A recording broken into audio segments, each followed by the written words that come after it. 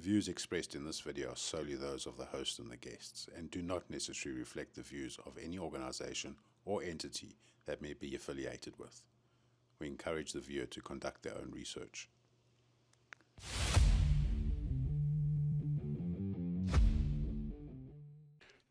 Hi there, and welcome to another episode of The Pack Breakers, a show dedicated to tobacco harm reduction and the people of tobacco harm reduction.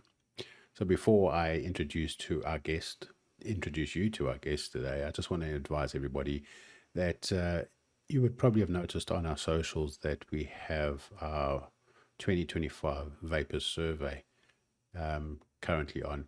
So I invite everybody to take a moment, engage with that survey, fill it in, and more importantly, share it amongst your friends and family members who happen to be using electronic cigarettes or vaping products. It's your experiences that build our knowledge, which we will then take to decision makers and lawmakers in South Africa to have them understand why these products are so critical to helping people get off cigarettes and helping them have a better quality of life. So I'm thrilled to have Dr. Konstantinos Farsalinos, a leading expert in public health and tobacco harm reduction, join us. Dr. Farsalinos is a physician and a research associate at the University of Patras and at the University of West Attica in Greece, where he has dedicated over a decade to study smoking, e-cigarettes, and heated tobacco products.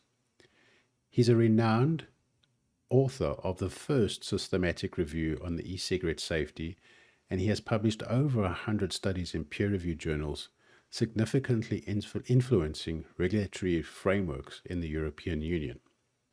In November 2020, he was declared a highly cited researcher by the Web of Science, a list of researchers with the highest impact on global science in 21 scientific fields in the past decade.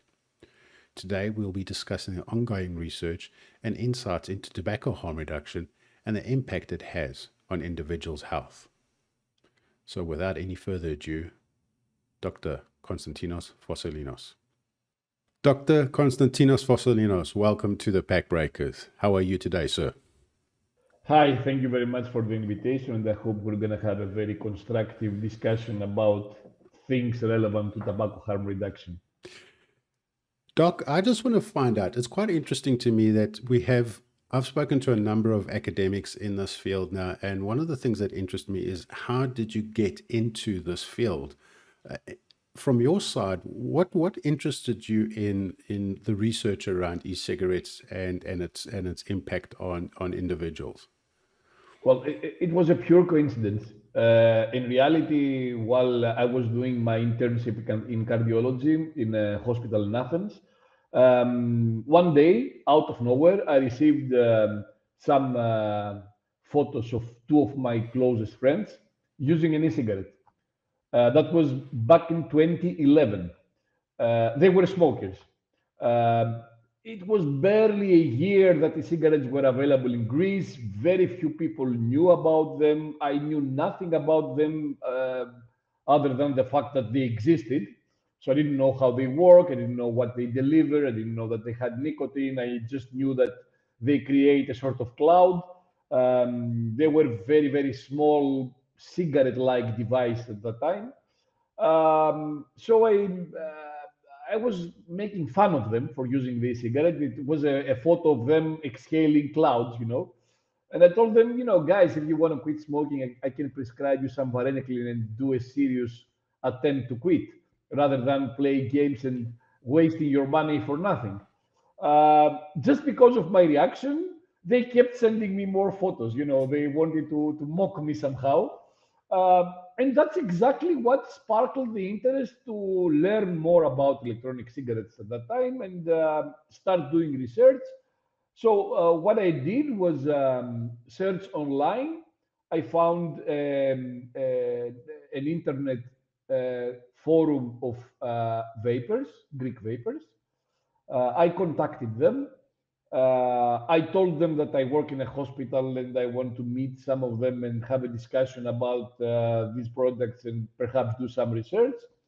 Their first reaction was that I'm an employee of the tobacco industry who wants to destroy the product. You know, there was a lot of fear at that time because it was something unregulated.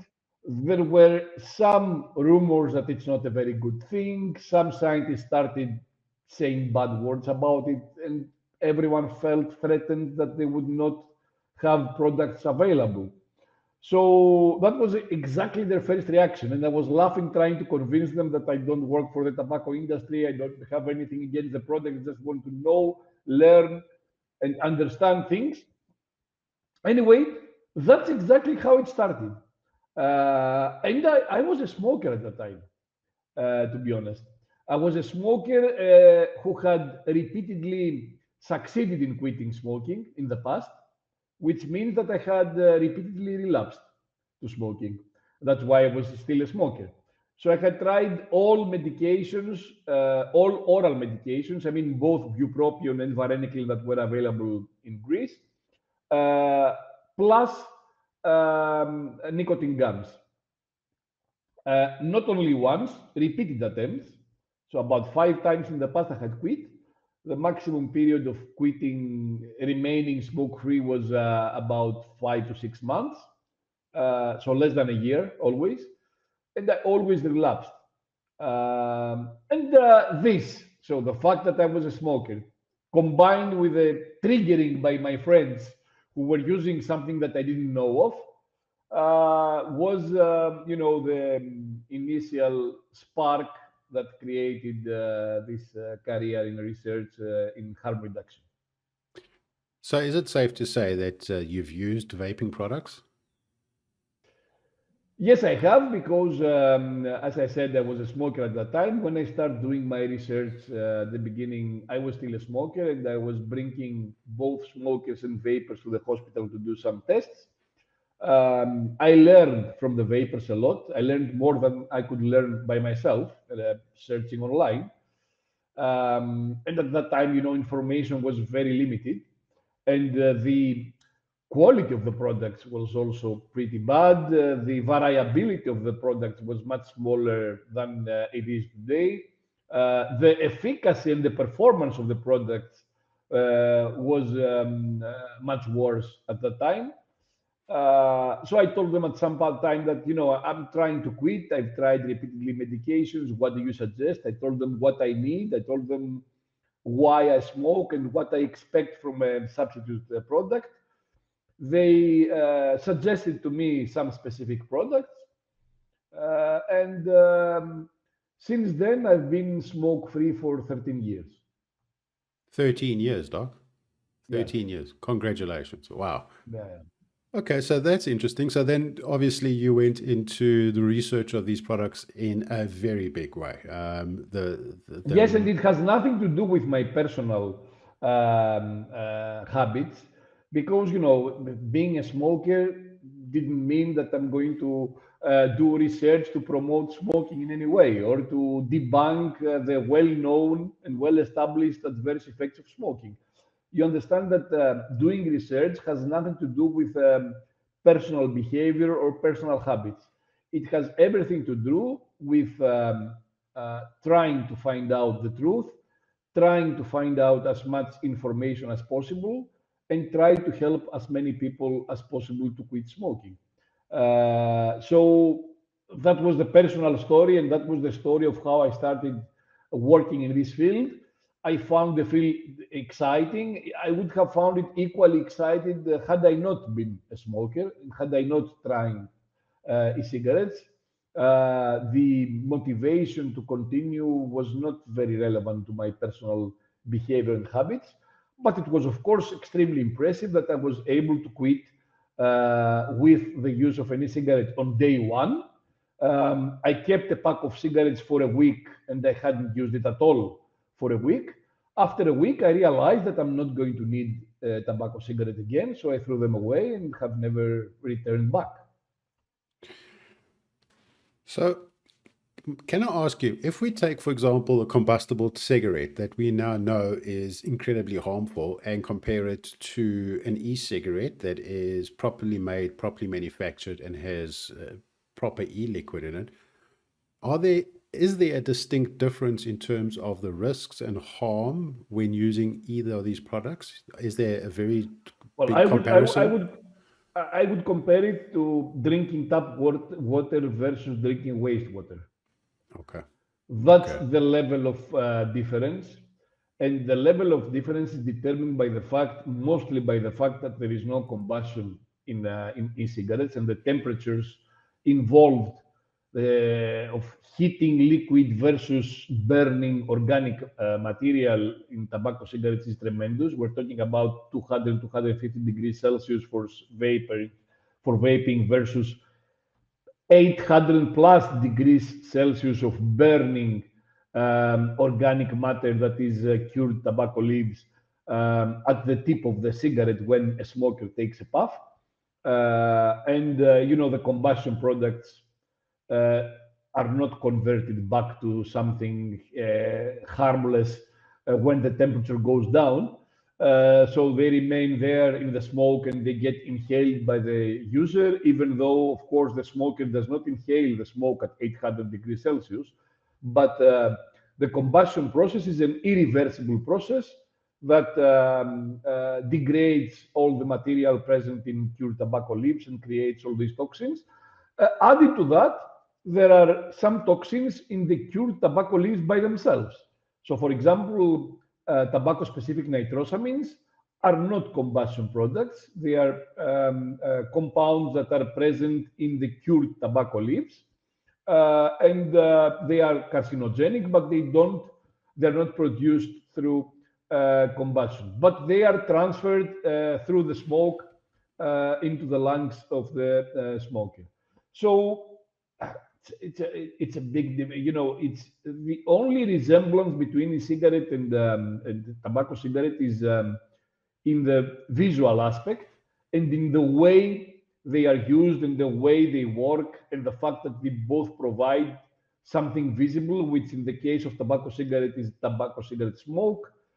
In the case of an e-cigarette is an aerosol, and the visual effect of creating something that looks like smoke is in reality a reflection of light on the micro droplets of mainly propylene glycol and glycerol that are present in the aerosol when a vapor exhales after a puff. This creates the visual aspect of smoke, and it's very similar to theatrical fog, which similarly looks like a smoke, but in reality, it's not smoke. It's micro droplets of usually PG, industrial grade PG, that reflect light and create this appearance of a white cloud.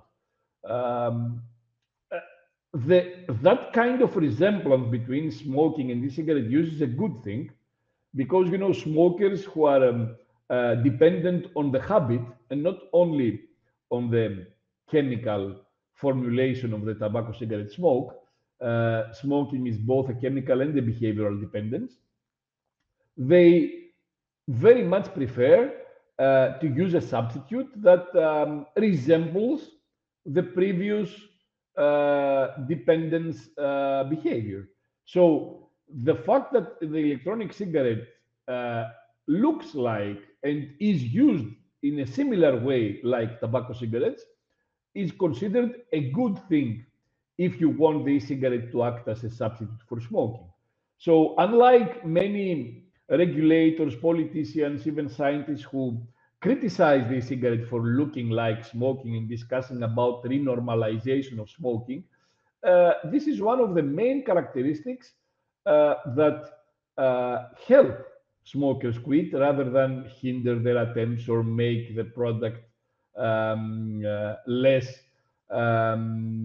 favorable and with less lower prospects for public health benefits. No, it's one of the main advantages of the product, and we need to maintain this advantage as well as the variability, the availability of very, very different devices and liquids and flavors and nicotine strengths, because every smoker is different. The inter-individual differences of smokers is tremendous.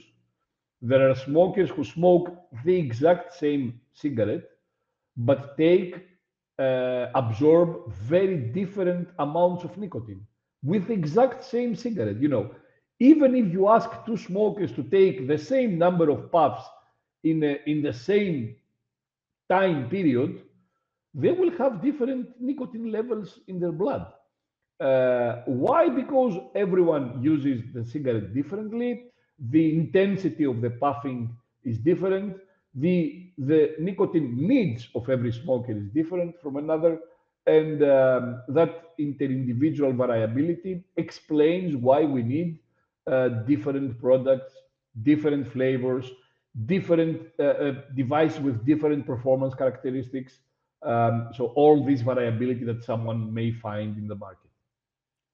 So and I'm sure you've heard this many, many times as a consumer advocate, and then when having discussions with people that don't quite understand vaping and don't quite understand e-cigarettes, you get often confronted by, these products are as harmful and sometimes even more harmful than cigarettes because they can introduce lung disease, they can introduce various cancers, they can affect your heart, they can do all of these things. And this might be true if we were living in an environment where there was complete abstinence, and compare it to fresh air, which is very seldomly found in parts of the world, is fresh air. However, for a smoker, that's not the correct comparison.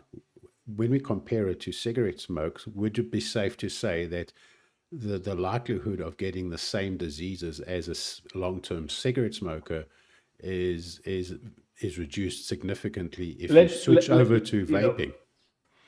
let's first start by saying that everything we do and any added activity over the activities that are essential for survival are associated with risks. So when I go out to have a drink or to a restaurant, I'm exposed to the risk of being injured or dying in a car crash accident, or even being hit by a car while I'm walking on the street. When I go to have fun and have a trip with my family, I'm exposed to the risk of having a car accident again. When I'm drinking alcohol, I'm exposed to a minimal added risk of getting cancer. When I eat sweets, again, I'm exposed to the risk of using sugar. So everything we do is a combination of, pleasure and calculated risks that we decide as adults. And when you are an adult, you should have the freedom of choice as long as the choice is informed. So everything in life is not about surviving. So we're a very small proportion of our activities is associated with survival only. Because I hear a lot of people saying that you don't need nicotine to live and to survive. I say, yeah, but you don't need 95% of what you're doing daily to survive. You need to drink, eat, and get enough money to for your food, for your water, for heating, and for housing. You don't need anything else. You don't need to have a car. You don't need to go out for a walk. You don't need to have fun with your friends or your family. You don't need to go for trips. So everything is about pleasure and added, calculated, informed risks. So in that respect, I totally disagree with those saying that we need to compare electronic cigarettes with clean air, because we don't live in a small closed glass chamber having clean air inside. It's a calculated risk, of course, an added risk compared to not using anything, an added risk compared to not having smoked ever in your life, but a tremendous benefit if you have been a smoker and you're using it as a substitute, and a tremendous benefit if you were to become a smoker but decided to become a vapor instead of being a smoker. We're talking about huge differences, as I told you in the beginning, using the example of tap water versus wastewater. So that's how we need to discuss. We need to discuss based on reality, because in a totally idealistic and completely unrealistic world, we would never have accidents, we would never have criminal activity, we would never have disease, the environment would be 100% clean, food and water would be 100% clean and without any contaminants. But this is not happening in reality. And to give you an idea on electronic cigarettes, I can tell you that it's worse. And I'm talking about studies that I have performed measuring uh, aldehyde emissions from electronic cigarettes, several samples, not just one. It is worse staying at home and breathing clean air in your house than vaping 5 milliliters per day, which is the average daily consumption for a vapor, in terms of exposure to formaldehyde and acetaldehyde, two of the main aldehydes that are emitted from electronic cigarettes, and of course are also emitted from tobacco cigarette smoke at much higher levels. But the even when you compare e-cigarette exposure to aldehydes to exposure from staying at home in a clean environment, I have to emphasize that, yeah, according to the guidelines, you get much higher exposure to formaldehyde and acetaldehyde compared to vaping. So that's the comparison that we need to make, and that's basically that clearly shows in plain simple terms the level of risk and the level of risk difference between the products. Of course, it's not harmless. Of course, it's an added risk compared to not using anything. In the same way that when I drive my motorcycle, it's an added risk to not driving my motorcycle. But I take the decision to do it. In the case of the cigarette, it's not just a consumer product that someone decides or to use it or not. It's a smoking substitute. You know, it's a very different story even compared to me driving a motorcycle. It's a substitute product for something which is harmful, very harmful, which is lethal, which kills prematurely half of its users. I'm talking about the tobacco cigarette. So it's not just an option that everyone has as a consumer product, and when you are um, an adult, you decide to use it or not. It's an option to avoid a dependent behavior, which is particularly harmful, but it's so strong, the dependence, that people, while knowing the risks associated with smoking, they still continue to smoke. So I think what you're touching on here is that the dose makes the poison.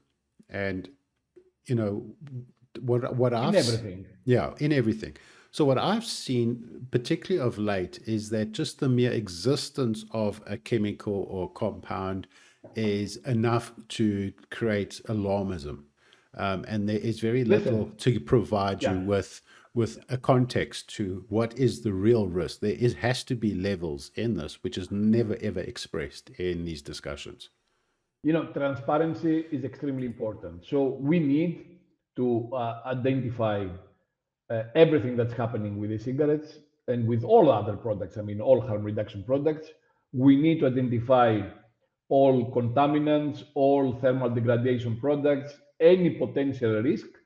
But transparency also means providing a pragmatic and a realistic view and image of what is happening.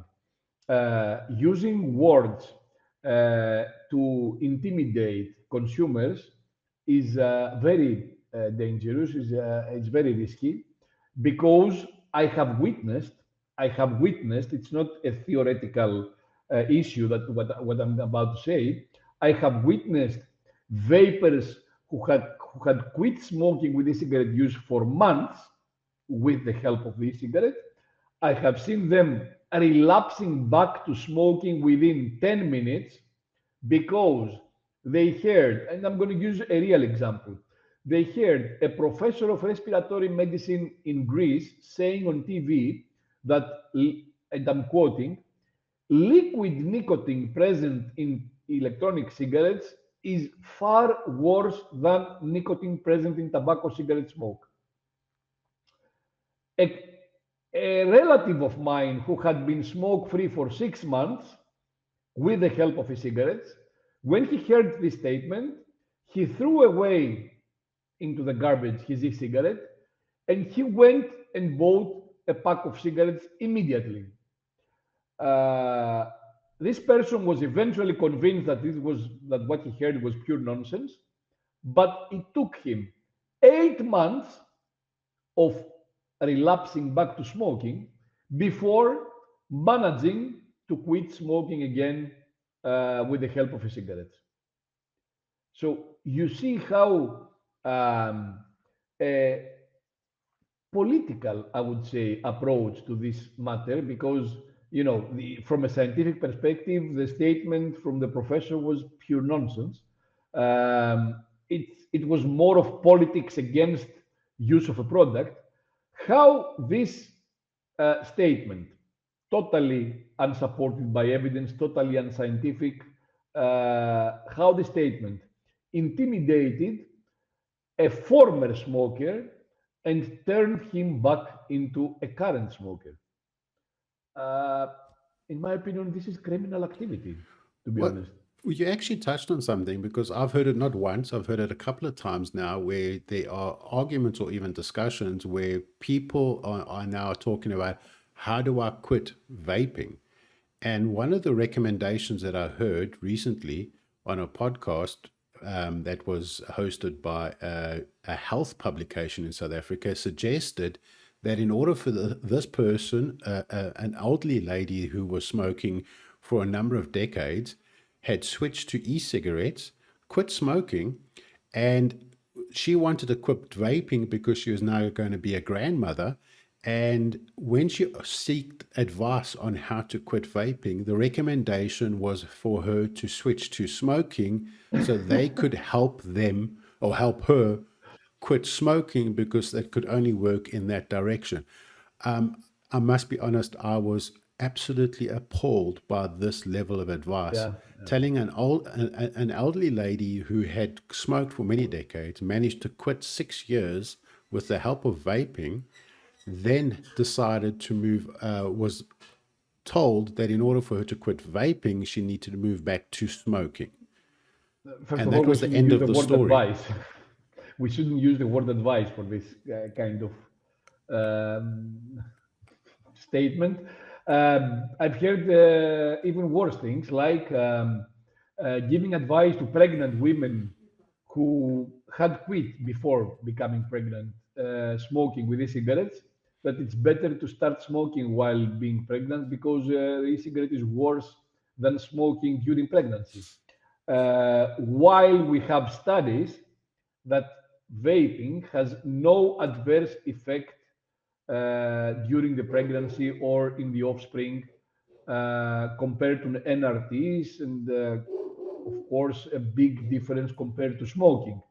Um, it's that level of misunderstanding and um, uh, politics uh, coming first of all from the WHO and spreading to the whole, to a large part at least of the healthcare professionals and the public health community, that creates those really weird and paradoxical advice. It's not even advice that directly, however, causes harm, both on a personal level, individual level, and on a population level. I'm sure that had the authorities being more reasonable, we would have been very close today to getting rid of smoking, almost globally.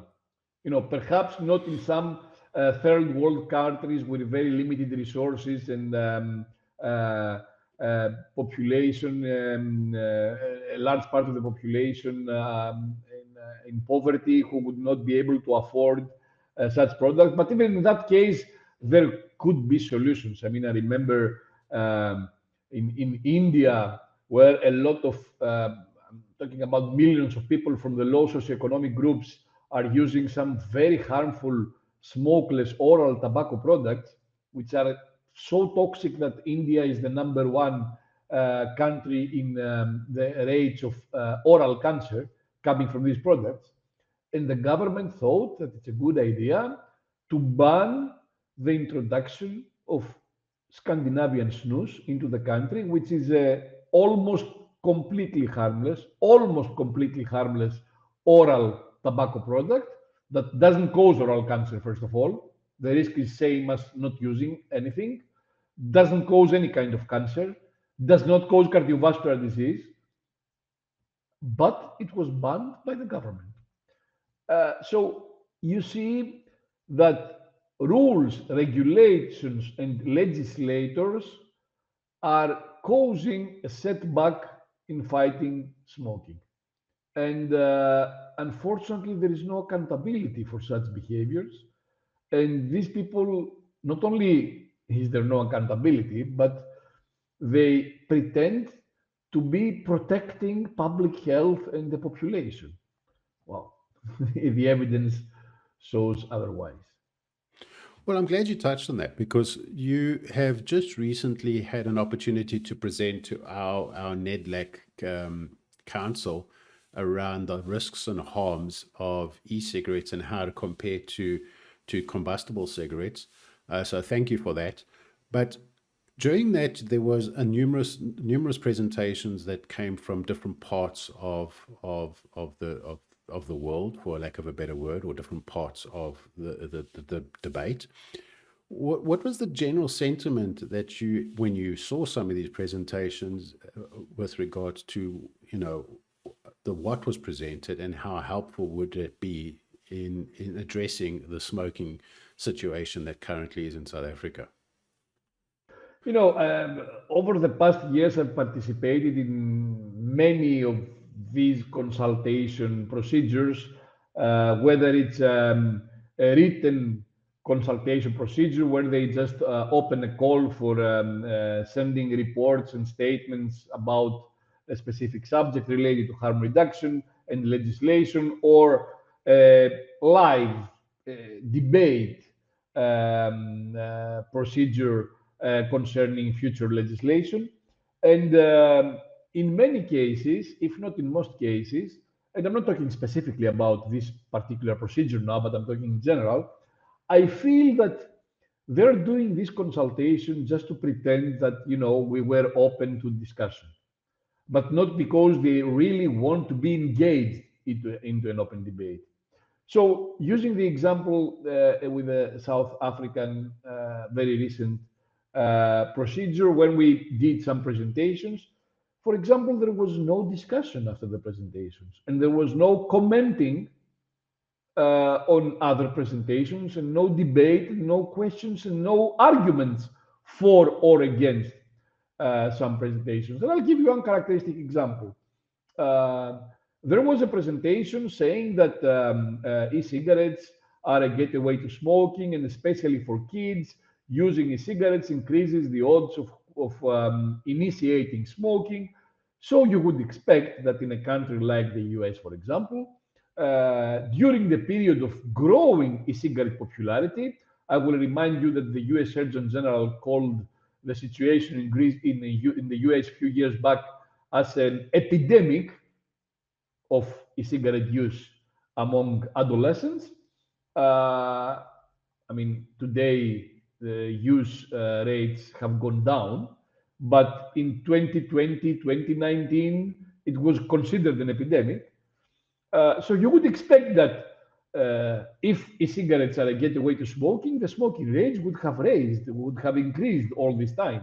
Well, the smoking rate among high school students in the US before the introduction of e-cigarettes in the market, I mean, before people knew about e-cigarettes. So in 2011, it was 15.8%. 15.8% of high school students in 2011 were current smokers, and the smoking rates in 2024, with e-cigarettes being a gateway to smoking, is 1.7%.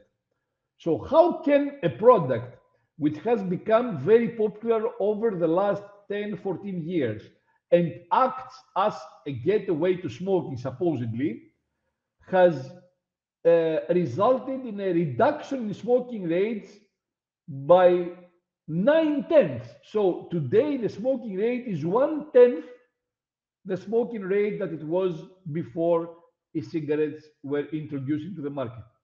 It doesn't make sense, you know.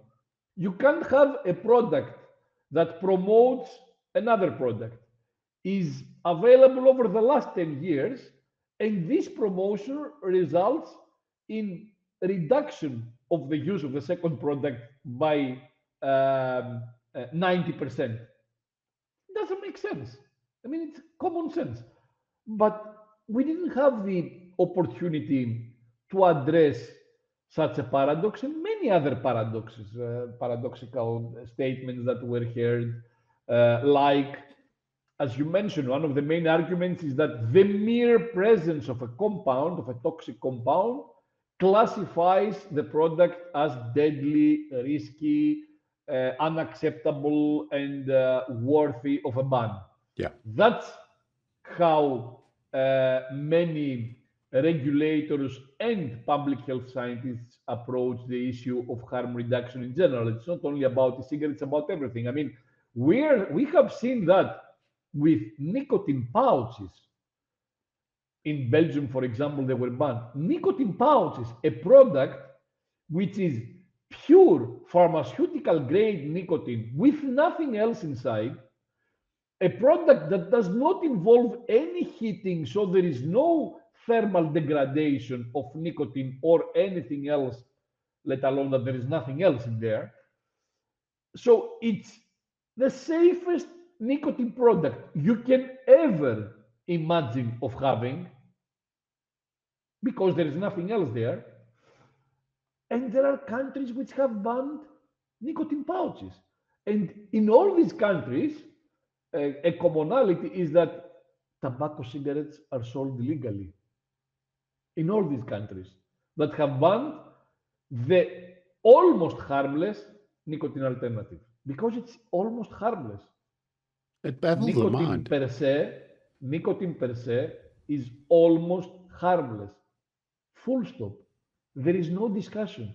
We have so much high quality evidence from long-term epidemiological studies, mostly in Scandinavia and mostly in Sweden, from the use of Scandinavian snus, which is a tobacco product.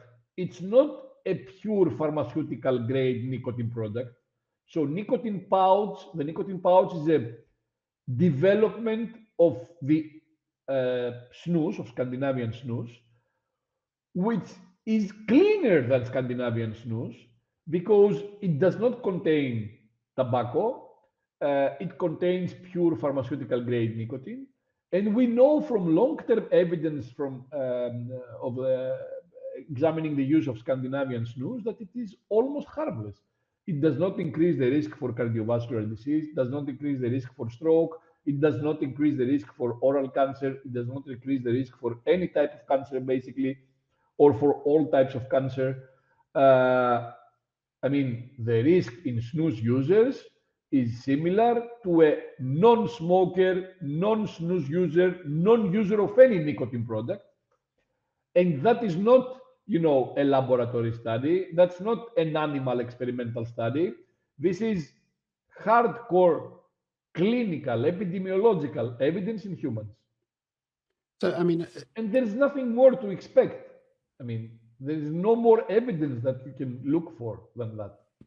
you kind of expect this level of confusion from lay people, but we've seen this kind of confusion, or at least, issues coming from what we would expect educated learned individuals that are sharing what I would clearly term disinformation, because the evidence is out there. I've seen the evidence, I've seen the papers, I've seen the research.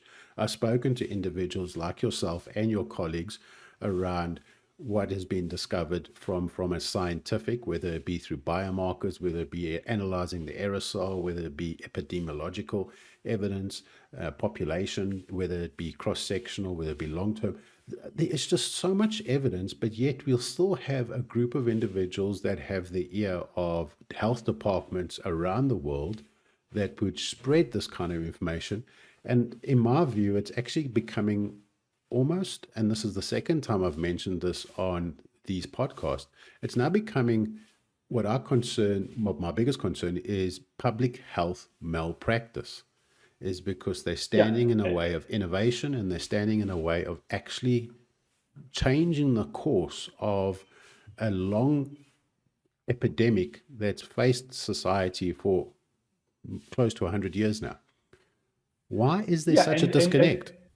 and that's not a scientific debate. That's a purely political debate using emotion as an argument. So they're using emotional arguments like, the arguments that we don't know what's going to happen in 10 years.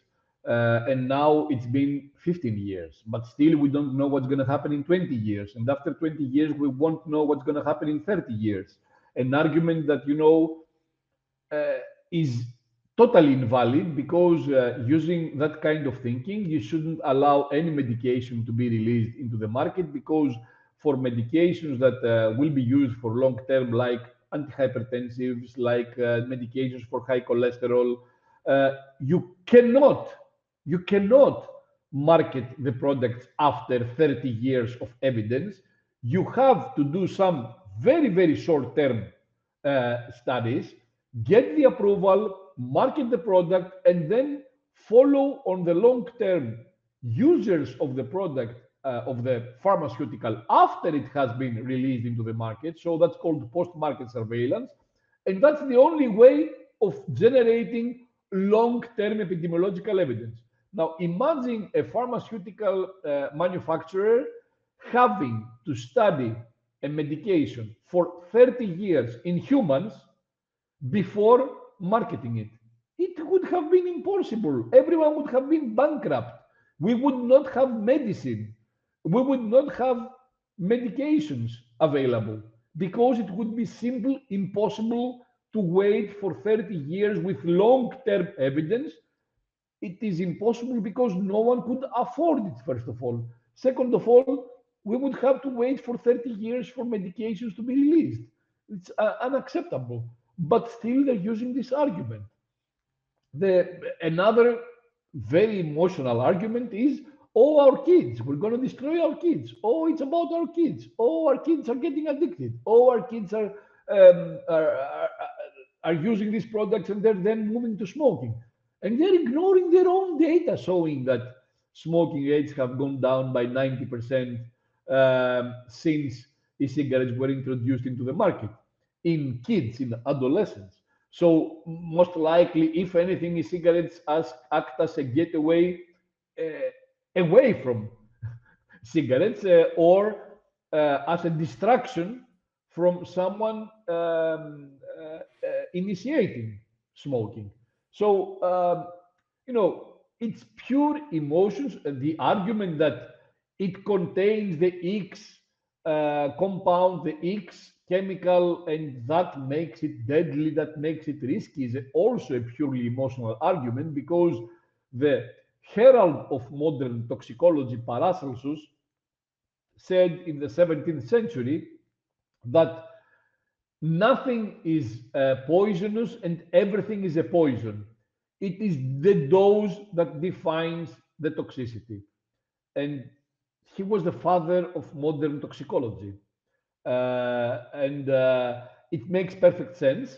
Otherwise, what we are breathing now that we're doing this discussion, you in your studio, me in my desk, on my desk, in my room, it's a toxic environment.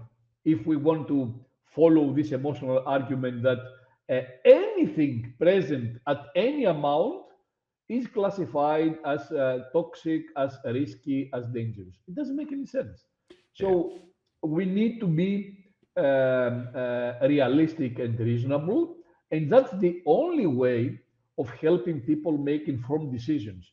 You cannot help people make informed decisions by intimidating and terrorizing smokers, uh, not only by discussing about the risks of alternative products in a largely exaggerated way, but by also avoiding discussing about the harms of smoking at the same time. So giving them the perspective and the comparator of what's happening with what you're doing now, being a smoker, and what's going to happen in terms of your exposure when you switch to something less harmful.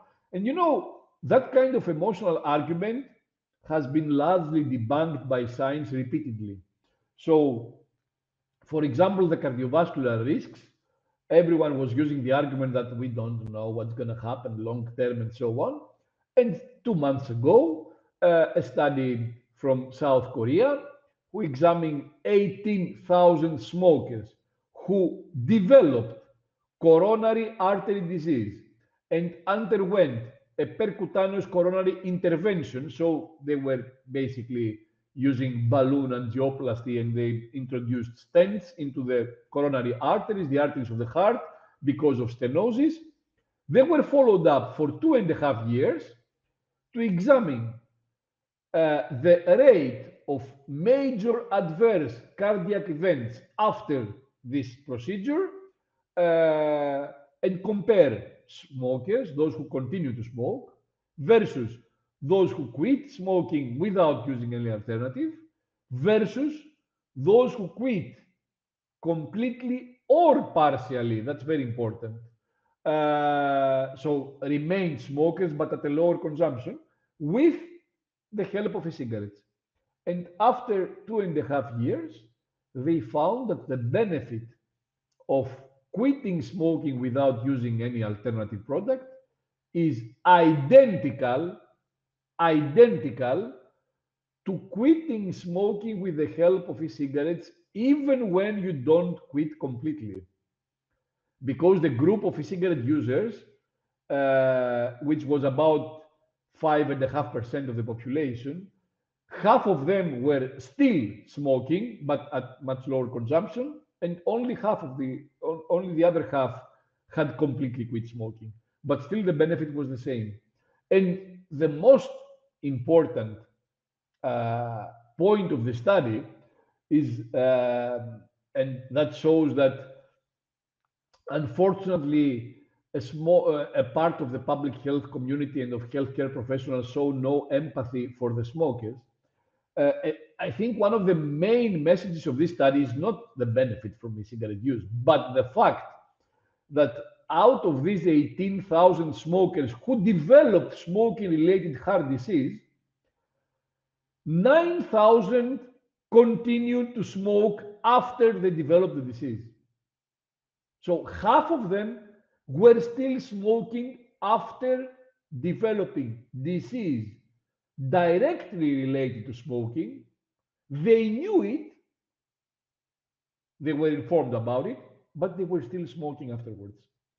And that shows how problematic is this global attempt by parts of the political establishment, regulators, legislators, and the public health community to intimidate and terrorize smokers about alternative to smoking nicotine products, and how harmful that is, as I said before, both on an individual and on a population level. Which then just means the importance of highlighting these products as a substitute and encouraging Exactly. people to move to a substitute. And you've touched on a number of elements there. I mean, there's a couple of things I want to touch on in terms of long-term research. I had an interview with Dr. Colin Mendelsohn, and he was talking about how we have used our innovation, our understanding of science, the technology that we currently have in order to fast track certain innovations. The most recent or the most well known is obviously vaccines. Um, and then you look at, for example, my discussion with Dr. Derek Yak, which looked at, for example, just the reduction in the number of cigarettes is considered as harm reduction. Now, another interesting thing, just touching on that, is that we are now hearing a lot of noise saying that the harm reduction or the term harm reduction is actually a construct of industry, that it's not something that's come from healthcare. And if I had any hair left, I would be pulling it out because, as far as I'm concerned, harm reduction has been around since at least the early 80s, maybe even late 70s.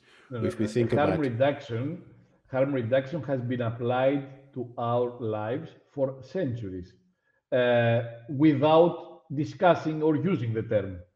Everything we do daily is harm reduction. The fact that we wear a seatbelt in our cars while driving or being a passenger is harm reduction because it does not eliminate the risk of a car crash, it just reduces the risk of being injured or dying in a car crash. The use of helmets, the just looking on the left or on our right before crossing a road. This is harm reduction because we are still exposed to the risk. We are in an open environment. There may be a car coming to us while we are on a pavement. There are many things that can happen.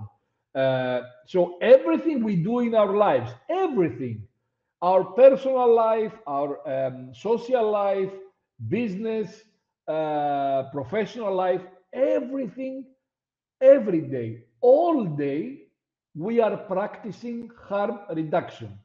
And even medicine is harm reduction because only some infections, not even all infections, only some infections can be cured. Everything else in medicine is treated. And when we say treated, we mean we reduce the consequences of the disease. We reduce the decline in the quality of life caused by a disease. We reduce the inabilities caused by the disease. We reduce the symptoms caused by the disease, but we don't eliminate the disease. If someone has a heart attack, he will have part of his heart dead for life, and he will be a heart disease patient for life. We cannot reverse that. So, medicine, by definition, is a harm reduction science in maybe 99% of cases. So, how can we say that harm reduction is a construct of an industry, a very recent, in fact, construct of an industry? In fact, we have accepted harm reduction everywhere besides smoking. And that is odd. It's not very odd when you look at the history of harm reduction, for example, for opiates use or for HIV. The same arguments and the same denial existed in the 80s concerning harm reduction for HIV and for opiate use. But things changed. Well, I hope that they're going to change for tobacco harm reduction very soon because those uh, crises, health crises, HIV and opiate use, are not at all comparable to the health, public health crisis of smoking because with smoking, we have about 8 million premature deaths annually due to smoking.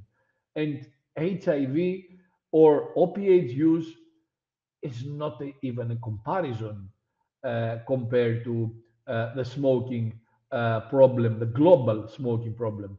So the more we delay accepting harm reduction, the more lives are being lost. I repeat, the more we delay accepting and endorsing in a very careful and regulated way harm reduction, the more the lives that we're losing prematurely due to smoking. And that's unacceptable from an ethical standpoint, first of all, and then, of course, from a scientific and societal or even financial standpoint, because smoking also causes a lot of, has a great economic burden besides the health burden on societies.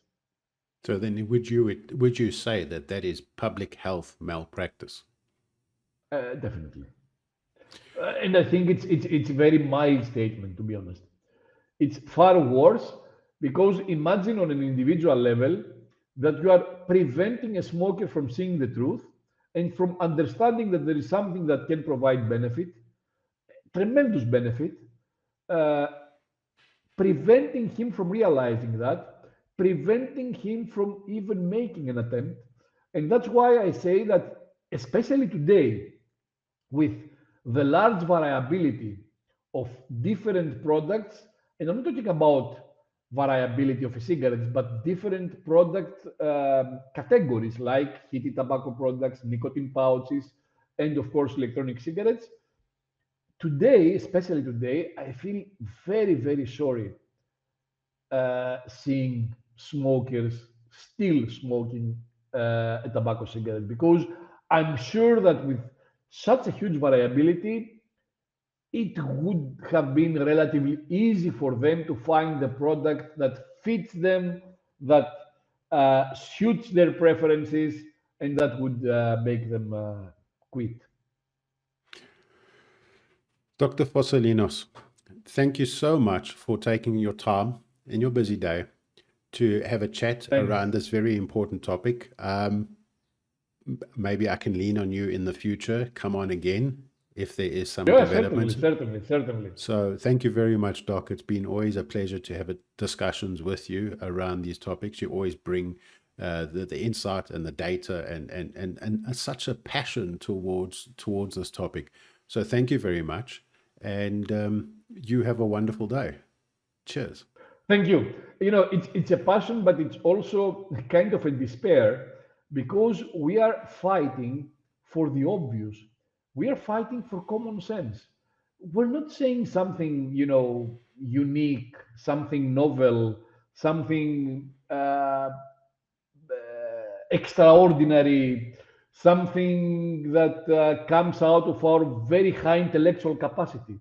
It's just pure common sense. And it's really frustrating that common sense does not prevail. And I hope this will change soon. So thank you very much for the invitation. To end on that note, a very important note, thank you, Dr. Farsalinos, and you have a good day.